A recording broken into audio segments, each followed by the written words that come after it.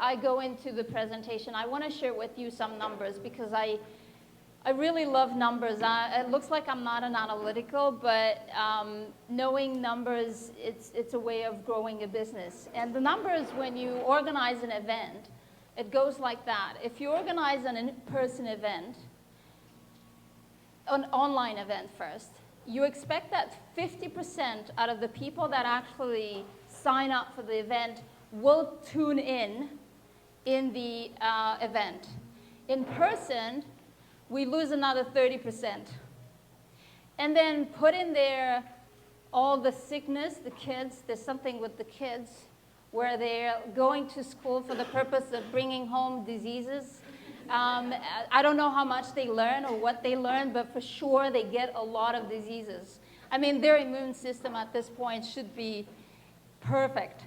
So the reason I'm saying that is because I would like to go further with the numbers, because the numbers are showing us that out of the people that actually show up, which by the way, you're in a 30% category, so congrats to you being in the 30%. It's like thinking, are you in the 30% of the real estate agents in your board? But we have even more stats, and they're a little bit, you know, you get used to it. I mean, if you're in sales, you know that you're going to talk with 100 people, and if you're lucky, you work with one person and you close a transaction and you have a deal. But here's the thing. Right now in this room, you're 30%. Out of the 30%, 10% will take some pieces of what you're going to hear here today and do something with that. You know what that is? It's about 3 people.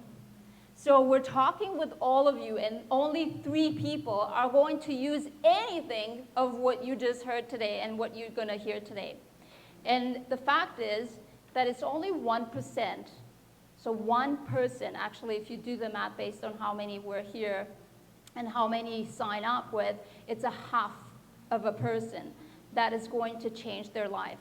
So we're doing this whole event for one single person in this room to change their lives. And the question is, which one is it? So I just want you to have that at the back of your mind, that where you position yourself when you're spending the most precious thing that you're going to have in your life, which is time. What do you do out of it? Were you here just to have a good coffee? I didn't taste it, but I heard it's good. Or you were here to change your life.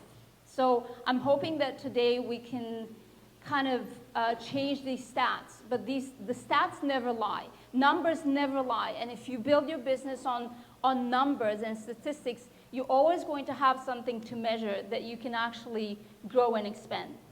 So that being said, thank you for everyone that made an effort to come here. And I'll start. And I'll start by saying that mentally strong people always ask themselves this question. Does it fit? And it's not what you are thinking, okay? Does it fit? Does my behavior fit the goals that I have for my life? And how can you figure that out? Because we all think that we either work too much or that we didn't do enough. We're going to these extremes. The only way you can find that out is by having accountability, because you can absolutely never improve what you don't track. So today my presentation is going to be pretty boring, because it's not the hype thing that, you know, someone like Anna is going to present to you about social media, which is exciting, which is not, it's something, people like that. It's the boring side of the business that people don't actually want to look at, which is how do you track your progress, what are your numbers are.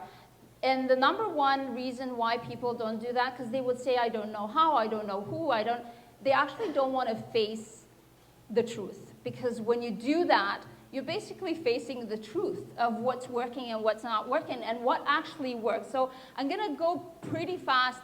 It's a very in-depth analysis. You can take pictures, you can take notes. Everything in here, it's meant for you to take it as an example, take it and put it into your own systems. You can print it out if you want, you know, so-called old school, to put it on paper. There's no shame. Whatever works for you. You can put it into your Notion, Mendy, or any other places where you manage your business. It doesn't matter. Take it for the purpose of inspiration of what you should be tracking in your business. Now, mentally strong people know how to handle relationship, work, money, physical, emotional, spiritual, and health. And I'm going to talk about 3 important pillars that you should be thinking when you think about your business. And the first one, it's a must. So when you think about must, think about something that it's not negotiable. It's not something that you can say, I'm going to do a little bit today or tomorrow. It's a must. So when you think about must, the number 1 in here is health. And when I'm saying health, it doesn't mean that, thank God, you don't have cancer. I'm talking about the energy that you should be having in order to manage this kind of business that we have. So, and I'm the first one to say that I'm struggling with this a lot.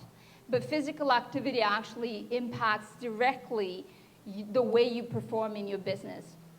So if you're not paying attention to this pillar, which is a must, you're going to find yourself that the other pillars are very shaky because this one you're not taking in consideration. So physical and nutrition is something that I'm guilty of a lot. Eat something sweet in the morning and you're fucked for the rest of the day. Like, absolutely, you're done because your glucose is going to go up and down, and in about 2 hours, you're going to start shaking. There's no way that mentally you can even function. You barely function physically. Rest assured, mentally, to have the capacity of working. So these are must. I want you to understand that these are must for business. We're not going into an office where you're doing the same thing over and over again, and you're actually working in a team of 600 people where your contribution is so minimal that if you're actually working at 50% capacity, it's not going to really affect the business of the company and the outcome. But for you, you're one person, which means that if you're at 50, you're pretty much under the mediocre level. So these are musts. The next one we have accommodations. And I know it sounds like, what are you talking about, Andrea?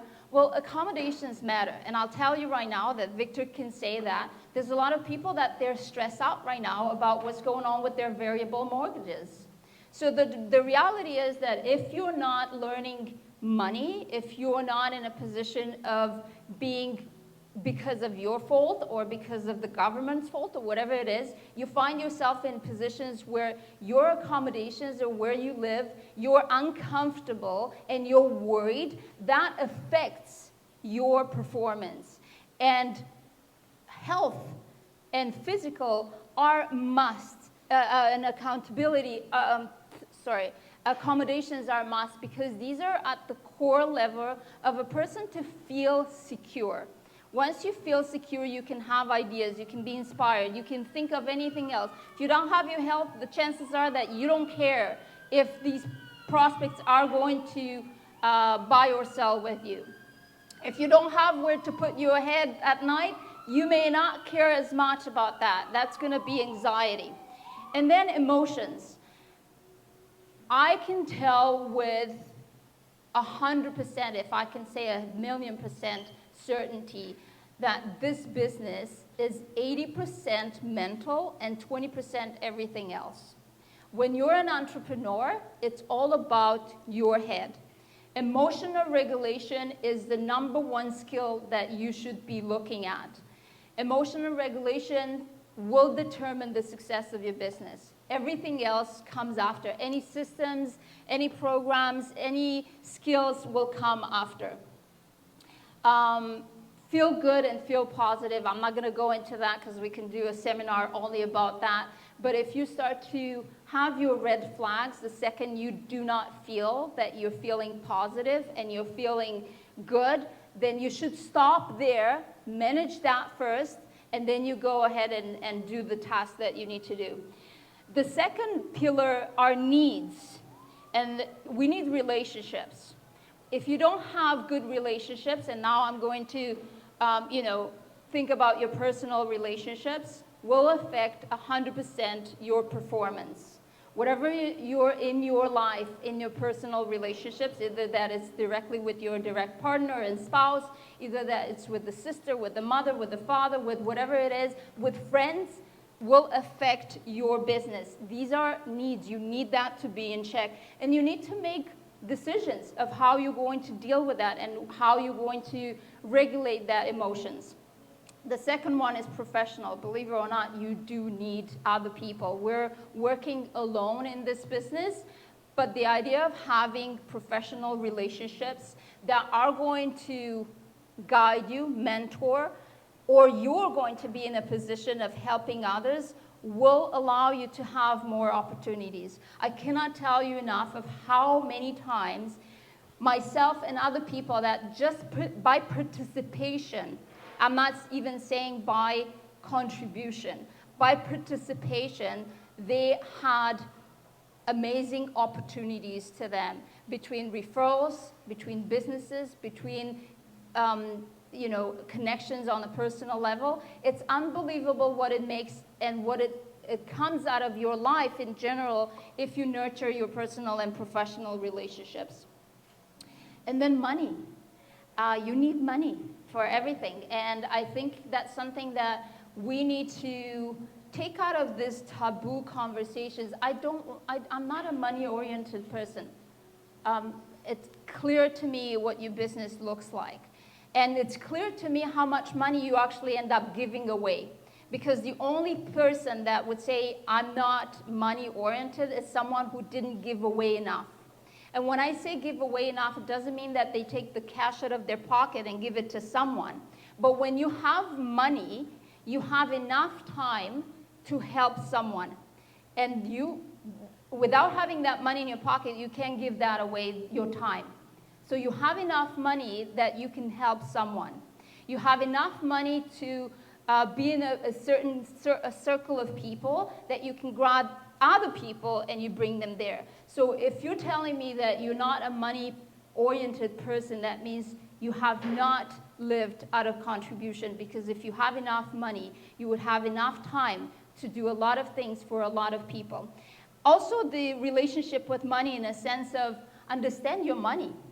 I know so many real estate agents that make a lot of freaking money, and I can tell you that they live poor because they do not know how to handle their money. So if you're not taking absolutely clear steps of understanding money, you may be a really good salesperson, which means you're going to sell a lot of transactions, but the way the money comes, the money goes. So you have to learn what's your relationships with money and how you handle them. And the third one is want. And we have all of these dreams and goals, and we go on TikTok and Instagram, and we look at other people, so we get excited before we get depressed. And then we have goals, but very few people have a vision.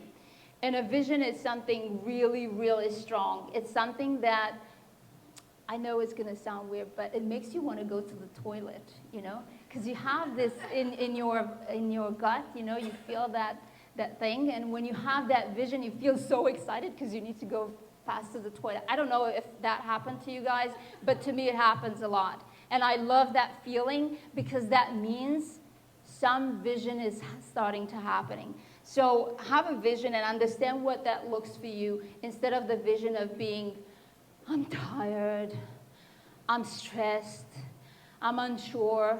Whatever you feed your brain, that's exactly what you're going to get. And then besides, you can't have goals and all of a sudden say, oh, I want to do this, and not understand that it will take time to create your skills.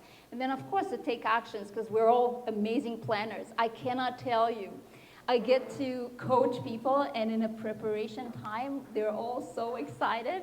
It feels like they're going to become billionaires, not millionaires. And then in about the week 3, I have to reschedule. Because the week 3, at some point you have to take action. So if you're not taking action and you're just getting excited about the new vision and the new vision and your new vision and the shiny syndrome that you find someone else on the internet that does this and that's that, the chances are that you're not going to do anything. So we have the must, need, want. Now, where do you think agents are spending the most time? Anybody has any idea? Huh? On the road. Oh, that would be fantastic, because then nobody would need an office, but everybody's telling me, I need an office. Yeah, well, that means you're not working. So not on the road, but they spend their time not in the must, which they should take care of first, not in the need, but they spend under the want. Everybody wants something, but guess what? They have no vision, no skills, but they do some action. A little bit of action with no foundation of anything that we just discussed, and they do just a little bit, enough to feel busy. But not only that, to make sure that everybody in their family sees them like they're freaking so busy. They don't even know how, there was this comedy of Ali Wong, when she says she was dating this boyfriend that was poor and busy. That's real estate agents. I'm sure he's a real estate agent, because you cannot be poor and busy in the same time. So, and she was saying, put in there some anger management on top of that, and it's a perfect combination. And I'll say in there, put in there some lack of emotional motivation, and you have such a great combination of success. So they're spending time on some type of action, a little bit, not too much, because we're tired. So while you're reading this beautiful thing about myself, just to brag a little bit, I just want to let you know that what you're going to see moving forward and pretty fast, so we have enough time for you to have the lunch and breakfast. I didn't invent that. I really don't take credit of anything that you're going to see. But I spend a lot of time and money in learning these things from others, like a lot of money. In about 15 years, about 200,000. So between coaches and trainings and seminars, and I did that because the reality is I'm not that smart, but I'm smart enough to learn from others. And when you learn from others, you get to shorten the road of where you want to go. So what you're going to see here is what others taught me over time. So start your day with and I'm going to go pretty fast through these. Take pictures, take notes, wherever you think it would work for you. Start your day by actually think of your emotional regulation, and whatever works for you, affirmation, prayers, whatever you want. I don't care, whatever it works for you. Attitude and body language is so important. Can't tell you how many times I talk with people, and the first thing that they do when they get on the phone, they're negative, they're overwhelmed, they're heavy. If you're not paying attention of how you talk to your brain all the time, and how your body sits, and how you present yourself, you're going to find yourself in trouble. So you have here some words that will help you identify how your body usually, in what position you're constantly staying. Personality types. I'm huge on this. And the reason I'm huge on this is because, and I've been doing this for a long time, and recently I learned even more about myself. Why is this is so important is because everything in your life goes through your lens, and your lens is very different than most people. And where is this going to help you? It's going to help you with your relationships. I found out recently that I'm actually 98D. My poor baby right there, my other baby that like there, and not only that, but I'm result driven, which means that if you have a conversation with me and you're actually not coming with results, I'm not interested. But that taught me to develop other skills in order to be able to grow my business, which was a little bit of my analytical side, to understand numbers and have the patience to go through it, to learn to be a little bit more expressive. Yeah, I'm looking at the two ladies that I'm dealing with. You know, my daughter, she's an expressive. But here's the thing, you have clients that they're expressive, you have clients that they're analyticals. So knowing your personality and knowing how to deal with other people's personality, it makes a huge difference. So you have a little bit of here. You should take your disc to understand your personality, so you will learn how you learn best, what environments actually inspire you the most. So that's a huge one for me. Now, have your vision. Here's the thing, we all create these vision boards. I have like a love-hate relationship with the idea of a vision board, because people are holding their vision boards, you know, with the $10 million mention in front of them, and at the same time they need to pick up the phone and be rejected 50 times a day. So it's kind of, the contrast is so big. So I'm not a huge believer of keeping that in front of you, but I do believe that your business plan should be in front of you every day. I do believe that the vision board is something that is more, you come to a frequency in your life with your vision where you feel it at all time rather than you look at it all the time, because we can look at any shit and it doesn't go here. That being said, there's a little bit of a you know, guidance here of the idea of a vision board. I like to create a vision but never look back at it. And does it work? Yes. About 15 years ago when I moved to Canada, I put together a vision board, no words, just pictures, and then I found it 10 years later and I said, shoot, the purse is the same color, my kitchen looks the same, everything that was in there, but they were still missing some stuff, so I'm still working 10 years later.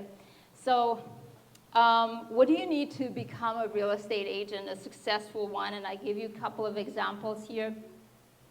And I think that's something that everybody keeps talking about. You know, you can look online and so on, but I think you just have to have a strong conversation with yourself. And I always said that, you know, you go and you look in the mirror, and when you really, really look in the mirror, not just for your makeup or for your brushing your teeth or your beard, you're going to know exactly who you are. Like, if you really, really want to look at yourself in the mirror, you know exactly who you are. And my coach said to me, you know, do you have a middle name? And I said, no, but I drop it when I change my name. But my name before was with double E. So when Andrea with double E would look in the mirror, knows all the shit that I lie myself on. I know everything about me. The question is how many times you want to see that person in the mirror and recognize it, and how many times you want to bring up the excuses, because the only thing between my goals and myself is truly just my excuses, because we're going to find them over and over. This is something that you may want to take a picture and keep it for yourself to understand the 8 stages in real estate. I think it's very important to identify exactly where you are right now within your business. And if you're in the first column there of a solo entrepreneur and you're missing some stuff in there, maybe you want to start, you know, look at it and implement it. But also you have the opportunity to kind of see what the transition would be to come up to this point if this is what you want. And by the way, there's nothing wrong if you just want to be here. There's nothing wrong if you just want to be here. The idea is to kind of get an idea and keep track of your own goal and vision, not just for this year and a number of transactions you need to close, but to have a bigger vision of where you want to go. Huge, very important to understand your strength. And I think one of the things that you could do is by analyzing your personality style, you're going to realize your strength. I have huge, I'm very, very thankful of the fact that I'm a visionary, but I'm not an implementer.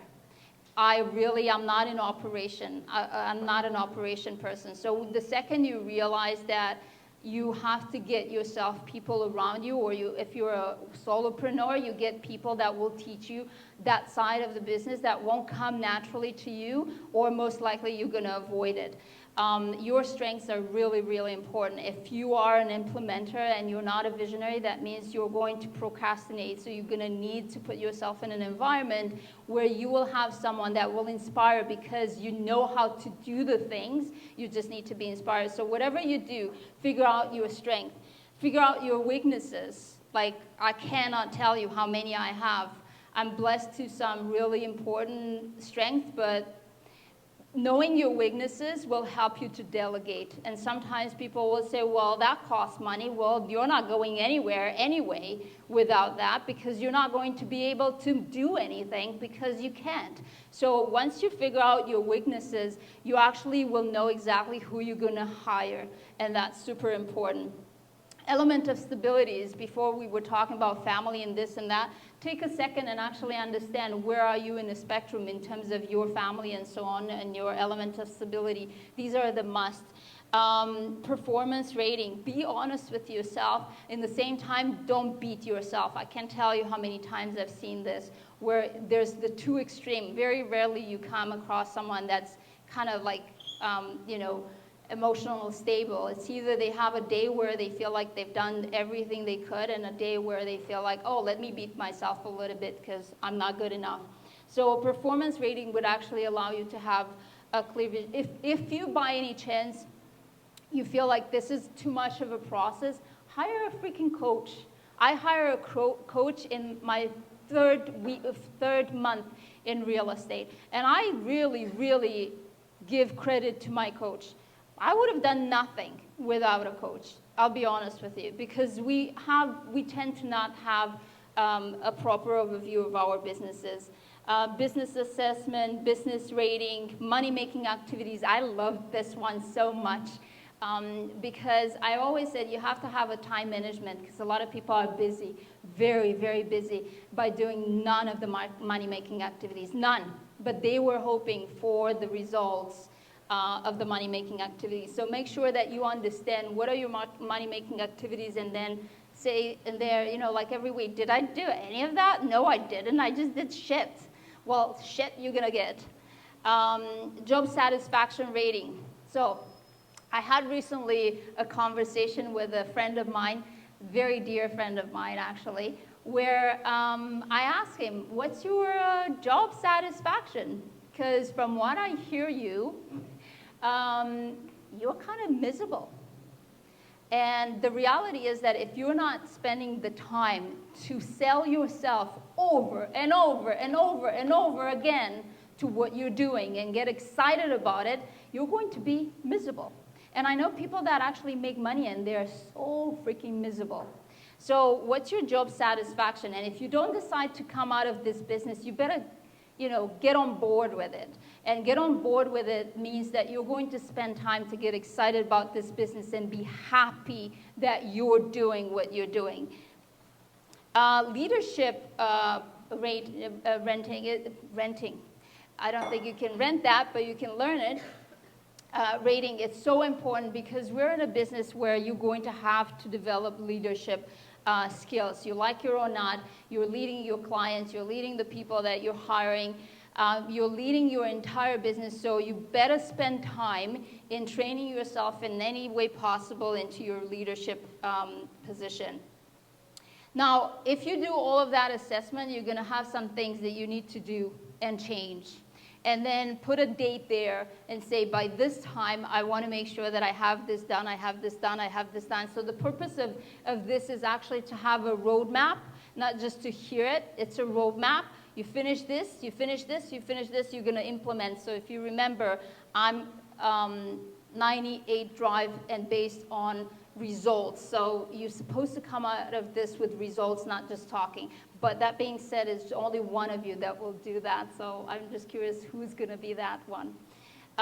Value proposition. When you go over all of this, you're going to have a value proposition. And a lot of people say, what's my value proposition? What's my value proposition? Well, if you don't know, what you're good at, if you don't think good about this business to begin with, if you're not positive about it, it's very hard to actually have a value proposition. So understand your value proposition very clearly, because it's going to help you to have minimum standards. Maybe not the number one, but the number two reason people feel that this business is a miserable business is because they don't have minimum standards. It's absolutely 100% their fault for having terrible relationship with people that take advantage of them, that treat them wrong because they have no minimum standards. So if you go through all of this process where you have to make so much soul search and make so much changes, you're going to have minimum standards, which means I'm not going to come in a listing presentation without a pre-qualification. I'm not going to come and give you a price, and I'm not going to give you all the good stuff, such as what to do to improve your skill, your appearance of your house, without having a process in place. And when you have processes in place, you're going to have minimum standards. You're not going to work without a signed client with a buyer that goes and actually puts an offer with a cousin.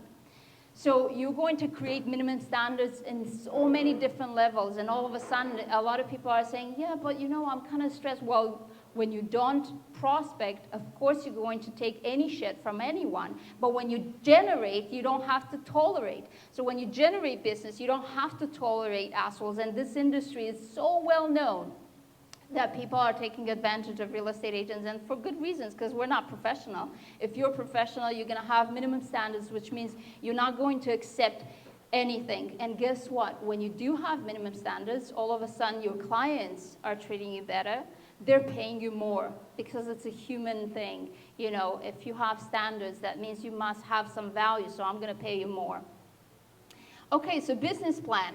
This is something that, here's a thing that I want to mention here. The idea of starting your business plan for 2025, it doesn't mean that all of a sudden you're going to take a break. You know, it's almost like, I got a coach and I'm going to start on Monday. On Monday, I'm going to start working out. The idea is that you have 2 months until the end of the year to be able to plan. You're not going to take preparation time, which is excited. I'm going to take off the entire week. I'm not going to work, maybe entire month. And since it's just a month and we're a month away from the end of the year, I'm going to take a break for the entire end of the year. I'm not going to work anymore. And I'm going to plan for next year because it's so exciting. And Andrea gave me so many PDFs that I can actually fill in there. It feels like I'm busy. I'm doing something. So the idea is that you do this an hour a day, half an hour, on a weekend, whatever. You don't do everything at once. So that's going to help you to understand your expenses. This is going to help you understand not only your personal expenses, but also your business expenses. There's a lot of stuff that we pay for the sake of looking like a business. And if you don't keep track of this, you're going to find yourself working for a lot of apps that you pay, because that's one of the favorite things for agents. Let me get another app. And then it's like a research thing. Besides the fact that we research a lot on Instagram and TikTok, we research on apps. So understand your expenses, your personal expenses, your business expenses, and be very analytical about it. This is just an example. Put it into whatever you want to use. It doesn't matter. But understand your expenses. Year in review, super, super important. If you've done something long enough, because we're supposed to do long enough to have KPIs, would allow you to understand if it's working for you or not. And if you don't track what you're doing, obviously you're going to have no idea if it's working or not. Or if you're doing it for 3 months, then it's not long enough time to actually have KPIs. So if you have a year in review and create your goals, then you will know exactly where your business is coming from. And I can tell you right now, if your business, and I want you to listen to this, if your business is coming solo from your sphere of influence, and you're not yet 50, when you turn 50, you'll have no business, okay? So do that, and you'll have a miserable last 20 years of your business. Because most of your people in your sphere already bought. Most likely they got their investment properties. And their kids, some of them may use you, but most of their kids would not use you. And then you're going to be very, is that an approval, or it's like, am I right or wrong with this? In any case, then you're going to be really busy in your 70s because you're not going to retire anyway because you can't. But in your 70s, you're going to be busy listing homes, putting everybody in nursing homes, in their condos. So you're going to be busy, but you're going to have a 20 years gap. So if you're unlucky that your sphere of influence feeds you, and I say it sincerely, if you're unlucky, that means you're not going to build a business. You're going to build a job. You're going to have a good job for as much as they are going to provide you with business. You're not going to be able to build a team. You're not going to be able to expand. You're not going to be able to do anything. But you're going to make some good money and make sure you invest it right while you can. But if you do want to actually create a business, see where your business is coming from every single year. And then start to expand and understand that your sphere should not represent more than 30% of your business. So if you're closing right now 24 transactions for your sphere, it's fantastic. You don't have to worry about that. Whatever you've been doing so far, that's great. Continue doing it. Figure out another arm of your business where you can actually create a business, not a job. Do I make any sense here, or should I stop? Yeah? Okay. Agent goals. So here you can put in here, if you're thinking of your business just today with your economic model that you have today, I can tell you that 100%, not 99, 99.9, 100%, you're not going to be able to scale in 5 years from now, period. So if you're not treating your business today with the mindset of what's going to happen in 5 years, or better said, you just got your license, somebody here is actually, I think you, thank God he's looking at his phone. The first rule of understanding something is to pay attention. That being said, you said that you were about to get your license, right? Okay, so one thing that you should be thinking is how you're going to retire. Okay. The second you sign there on your license, think, okay, I love this business. I'm going to be in this business for the next 20, 30 years. How am I going to retire from this business? Because otherwise you're going to be there in this business until you die. And if in the meantime you're going to be beaten up by people, because people are ugly, I mean, not all of them. You guys are beautiful. But when you're dealing with the best equity of someone, you know, the ugliness comes out of them like it was there in their stomach and all of a sudden it comes out. So that's going to beat you up. And if you're not thinking today of how you're going to retire or how you're going to scale your business, you're going to be in trouble. So here is something that, you know, gives you an idea of create that 5 years plan. Now, if you collect all of these numbers, this is how to understand your life number. And I'm not going to go into details in this, but if you take all of your expenses, if you take all of your income that comes not only from real estate, maybe from your investments, maybe from your properties, maybe from your spouse, whatever it is, you can create your annual life number, which is going to be what do I want, what my business has to make in 2025 to support all of my goals, things that I want to spend, things that I need to spend because I have no choice, and things that I want to move forward. So you can take this, it's a mathematical formula, so I'm not going to get into that, but it's a very simple one, and it will help you understand what exactly you need to do. The reason you have to be so precise and so analytical is because your mind needs clarity. Clarity is actually what's missing to agents every single day. They wake up and it's like, what about now? If I'm not busy, I have to make myself busy, so I think I'm going to do some laundry. So you must figure out clarity, which means that if you have this number for 2025, you have it here, so I want to make $250,000, and based on knowing, because you tracked your numbers, what's your average commission check and all of that, you're going to figure out I need to close 15 transactions. And now you know that you close fist and your sphere of influence is going to give you 7 because they've been giving you 7 for the past whatever amount of. How can I find another 7, 8? How can I find another 8 transactions? And now you have clarity. And now you know what you're going for every single day. And now once you have clarity of your numbers, obviously you can put it in here. Like, again, it's just for the purpose for you to understand that you should be having it. You can have it in Notion. You can have it into your Google Calendar, wherever you want. But once you have that, it would allow you to understand what you're driving for. And every day it comes down, because now we're going to talk about scheduling. It's going to come down to every single day what you should be doing. I have here a set of things just in real estate that we need to do. We're busy. We're really, really busy. So we need to figure out to do all of that. But I want to ask you if any of you heard or you're aware of what's called invisible labor. You guys, you know? Okay, just so you know, we all do it, but we don't define it like that. So what's invisible labor? Well, we need to eat every day. Our kids need to eat. We need to do the laundry. We need to pay the bills. We need to have appointments that have nothing to do with work.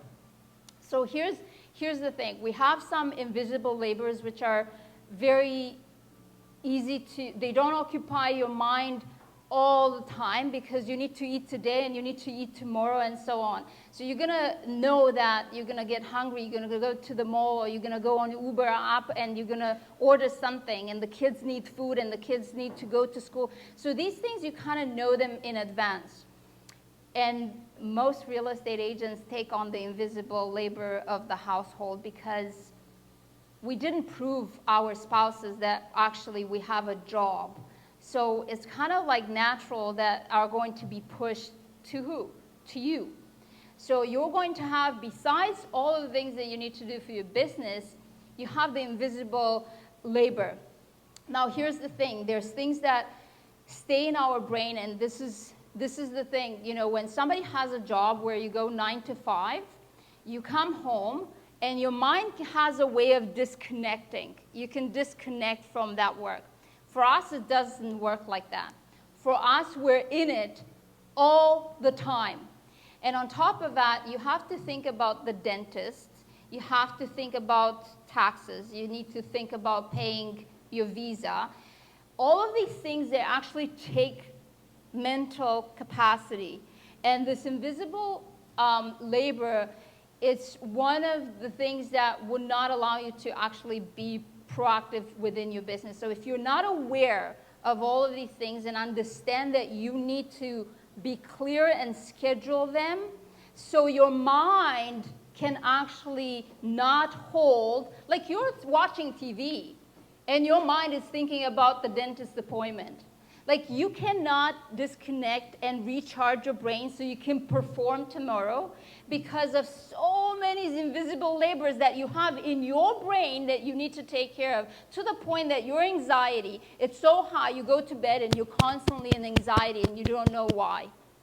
So if you're not conscious about these things, you're going to have a problem. Now, time management audit is super important. If you haven't had that or you don't do that periodically, you should.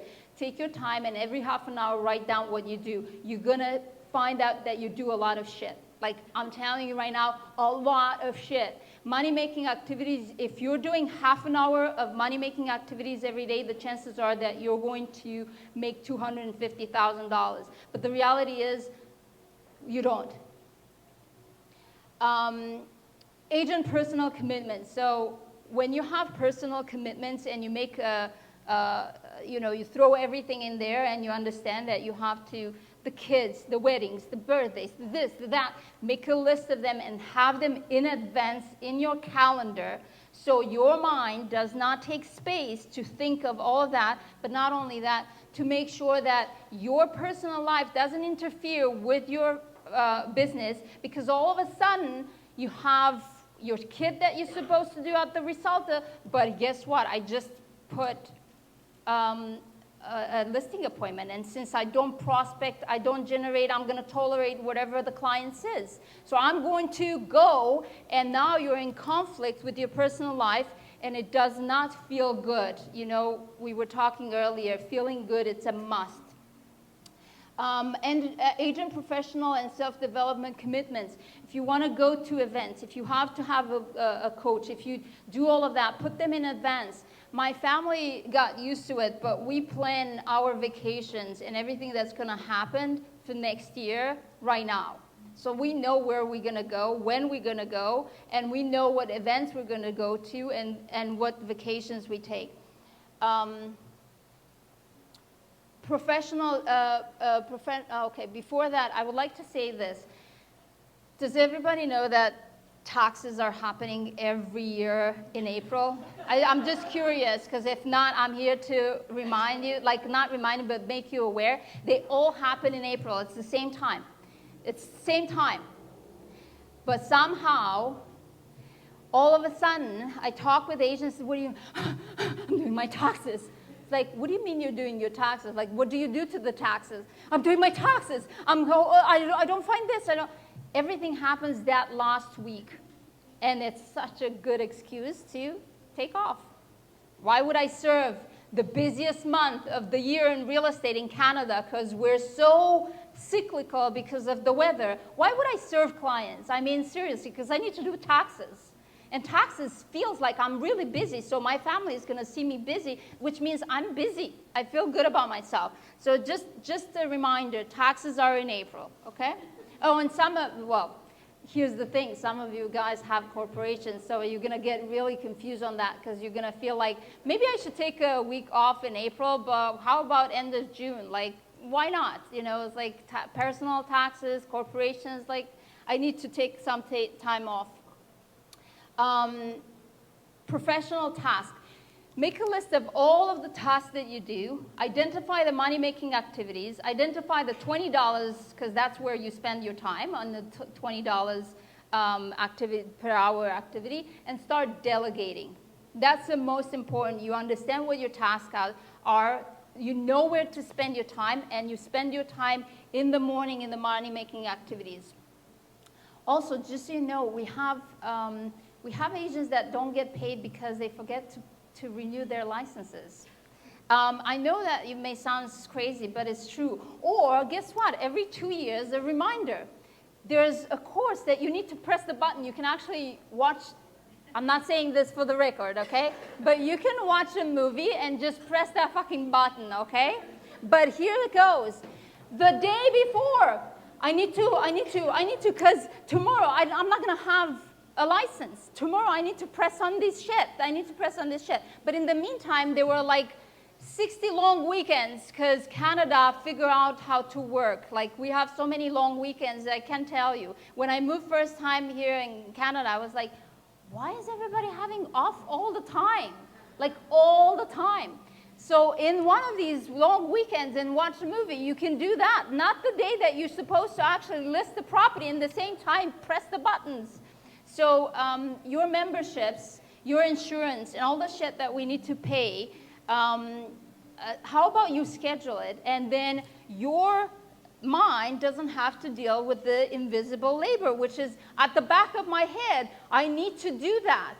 I'm going to do it, but it's still there. Federal holidays, and trust me, there are so many. It's unbelievable. You know what that gives you? A lot of freaking time with your family. So if you actually understand how your next year is going to look like, because you have all your holidays outlined, you have a lot of free time. Like, right now I'm not anymore full-time in real estate, but when I was full-time in real estate, my goal was to never work more than 6 months a year. And everybody says, how do you do that? Well, I plan for that, because otherwise it would be a fucking mess. Sorry, I do swear. When you plan that, you can actually take, you know, Thursday, Friday, Saturday, Sunday, Monday, all of a sudden, because you plan and you have all of these beautiful holidays, and probably the government is going to invent a couple of more, so take advantage of it. And don't do an open house then, because you work really hard in the other weeks. and the other months where we actually need to work a lot of hours. And now you have your calendar. And if you print out a calendar and you understand clear everything that we talked about, next year you're going to have 3 weddings, 4 weddings, 5 weddings. At some point you have to say no, okay? So it's not a shame to sometimes you say no to all of these weddings. But whatever you have there in your calendar, and you know you're going to have celebrations. You know you're going to have baptism, and you're going to have weddings, and you're going to have events, and you're going to have whatever it is. Have them in your calendar. But that being said, make sure that you work 240 days. Like, I'm not saying, because you could actually fill up that calendar with everything between your vacations and everything. But have 240 days working 12 months. Add in there first your personal, family and personal first, always. You work to have a life. You don't have a life to work and be miserable. So, and I can tell you right now that in a fraction of a second you can be gone. So go and do that vacation that you thought that, oh my God, I'm not going to spend that extra because I'm doing this, and I'm constantly, grinding. If you're grinding smart, you have the time and you have the money to actually go in these things and live before it's too late. Business commitments, continuing education, taxes, fees, and long weekends, add them all into your calendar. That gives you so much clarity of how your next year is going to look like, but it gives you something else. That for me, it was so important. The idea of working all the time is kind of fucked up. Like, it's hard. Like, if you're telling me that that's what I'm supposed to be doing, I feel uncomfortable. But if you're telling me that I need to work these days, focus, laser focus, now it's a lot, I'm laser focused today and then I have a week off. I'm laser focused today and then I have another week off.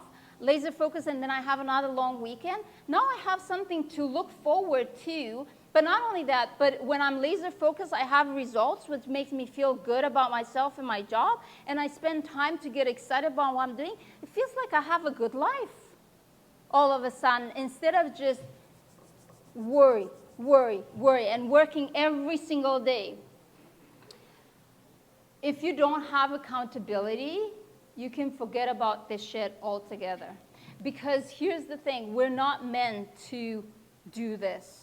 If you don't understand the basics of human behavior, which is I only need to eat and to sleep, and but that's something else, a conversation for another seminar.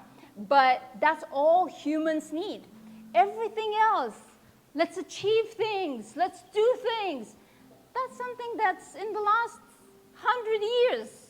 Not to mention that for women is in the last 50, 60 years.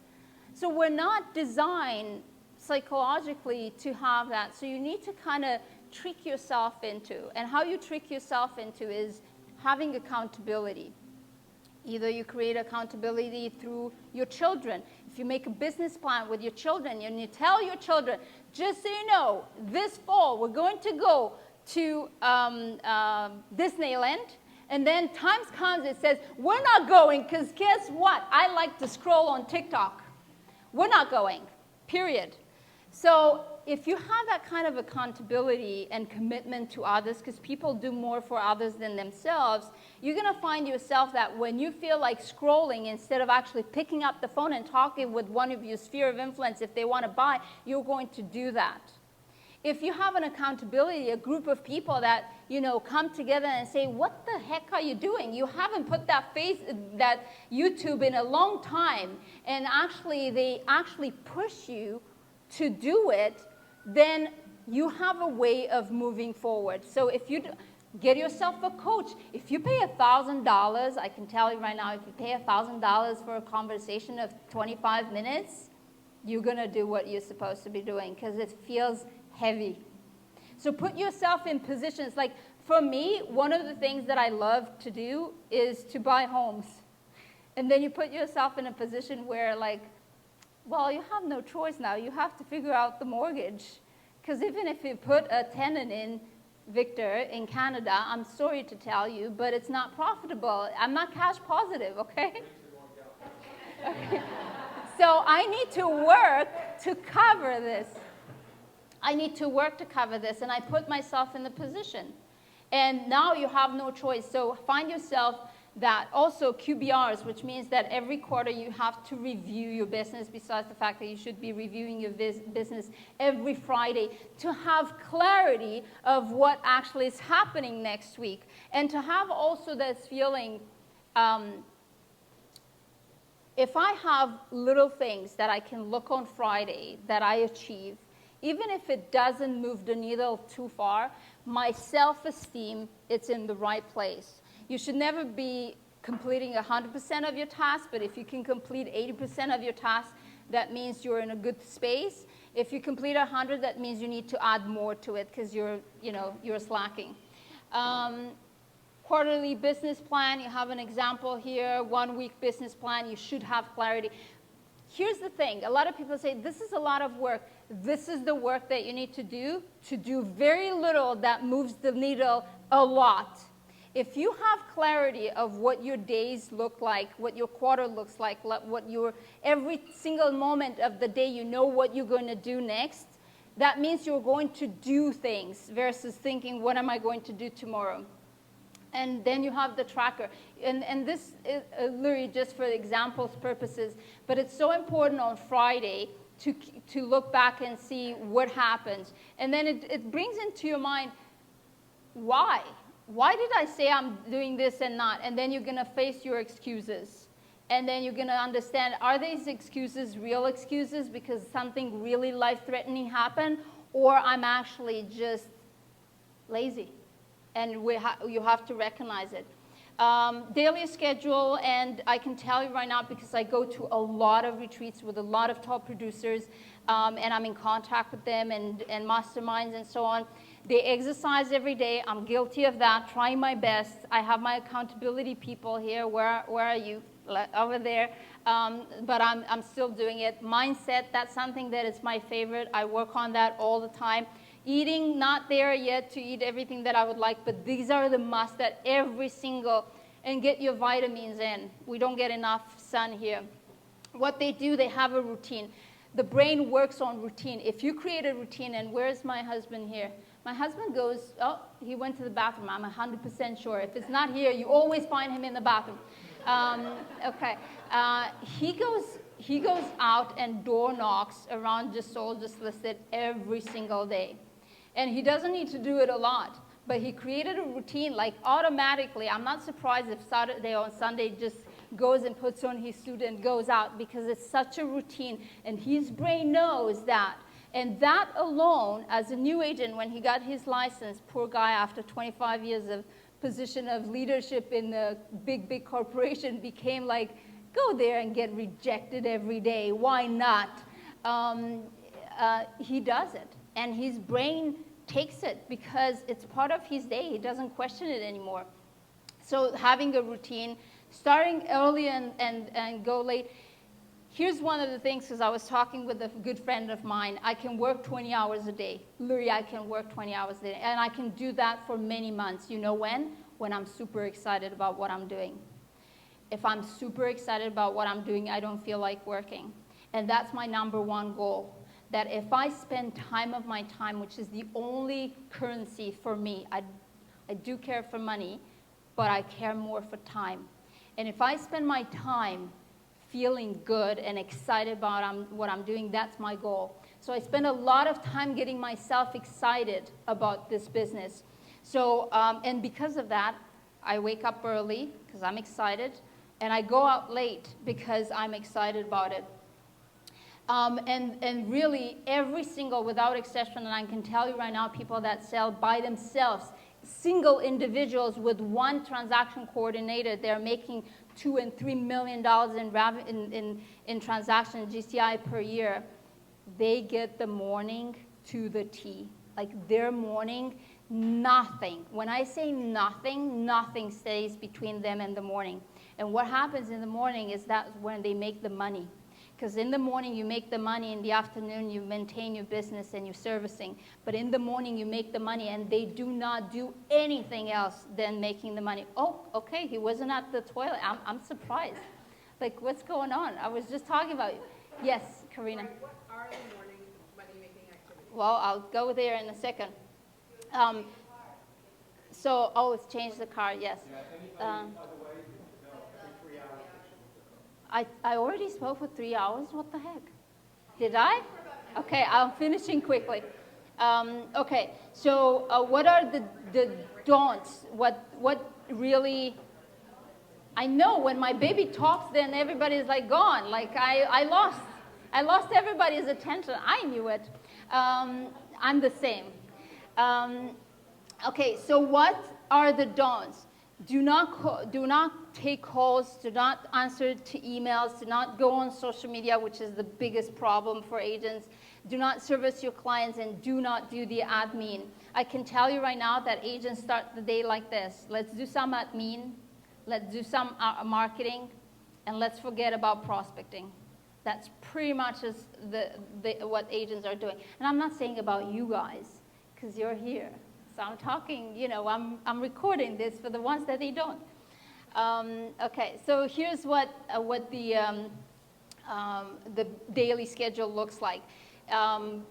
It's keep repeating because repetition goes into your brain. Maybe you leave from here and you're clear on that. You have to, in the morning, you have to take care of your brain. Then you have to have some skills prospecting from 9 to 12. So from 9 to 12, every single day, no matter what, you actually pick up the phone. And here's the thing. I know we're in the content game for many, and I cannot tell you how excited I am for these two ladies that you're going to hear today about social media. But I have to wake you up to tell you that this is a contact game. Sales, it's a contact game. And I don't care where you get your contacts from. I'm getting everybody that's here, not everybody because I didn't bring everybody here, but most people know me from social media. But guess what? Did I text you?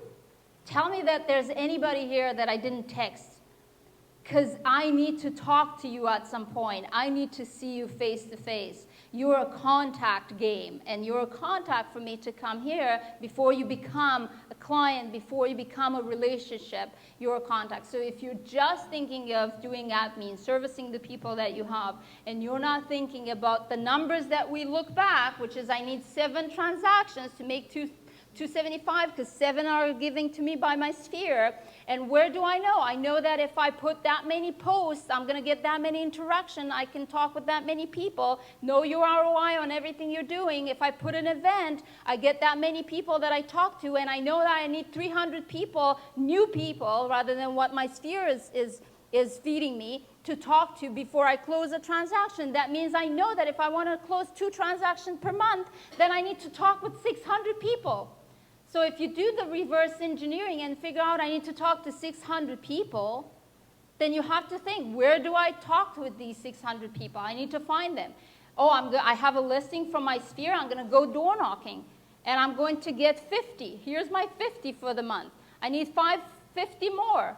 Where do I get them from? I'm going to post, and here's it goes. I have new people that follow me. Let me text them. I have new contacts, another 10 from this post. And you keep track of these things, and at some point you're going to say, wow, I actually have all of these, and I only closed 12 instead of 24.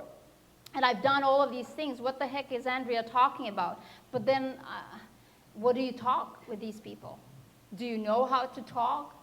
Do you know how to become a salesperson? Because everybody right now, it's a stager. It's anything else but a salesperson. So do you know how to handle objections when people are saying, I'm going to use my sphere? Because you use the sphere, so why wouldn't they use the sphere? So if you increase that, all of a sudden you're like, the market got better. That's not true. You got better. You got better of the way you talk, so indirectly you convert better and faster. So your master in the morning, again, is just for the purpose of talking. You master in the morning, and it's just like that. Talk with a lot of people. I don't care from where. Just talk with people. From 9 to 12, talk with people. And then your daily contacts, whatever you want to track them, and this is done. Now, I'm done. I'm sure I'm not in time, right? Am I in time? I'm in time? Oh my goodness, that's a first.